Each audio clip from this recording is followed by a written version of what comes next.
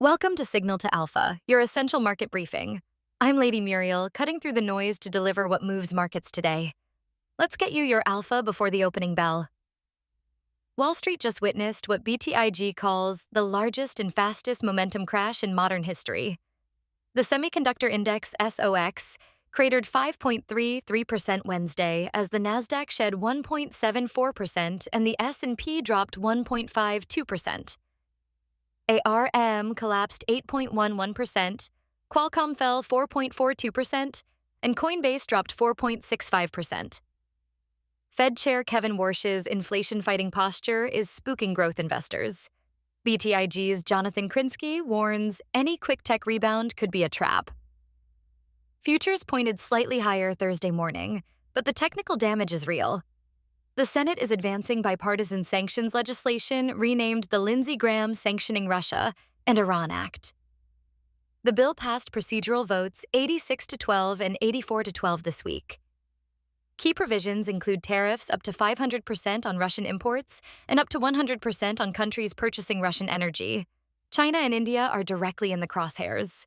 The upper chamber aims to complete work next week before the House returns from August recess. Ukraine's air defense crisis is reaching critical mass. Russia launched another ballistic missile attack on Kyiv early Thursday. Ukrainian forces intercepted 55 of 70-plus missiles and 265 of approximately 280 drones, but only one of 9 ballistic missiles was shot down. At least 8 people were killed, including 2 girls aged 5 and 12. Zelensky is desperately appealing for more Patriot interceptors, the only system capable of reliably stopping Russian ballistic missiles. Trump announced at the NATO summit the U.S. would license Ukraine to manufacture Patriot systems domestically, but that's a long-term solution that won't address immediate shortages. The EU disbursed $4 billion Thursday as part of a $100 billion-plus loan package. The United States resumed airstrikes against Iranian targets Wednesday night after Iran launched a ballistic missile attack Tuesday evening. All missiles were intercepted with no U.S. casualties. The conflict is widening. Iran targeted commercial tankers in the Strait of Hormuz, and the U.S. and Saudi Arabia jointly struck Iran-backed groups in Iraq. Foundation for Defense of Democracies. Iran Program Director Behnam Bentaleblu warned that the Islamic Republic has become a more risk-tolerant, more dangerous Iran in the Middle East.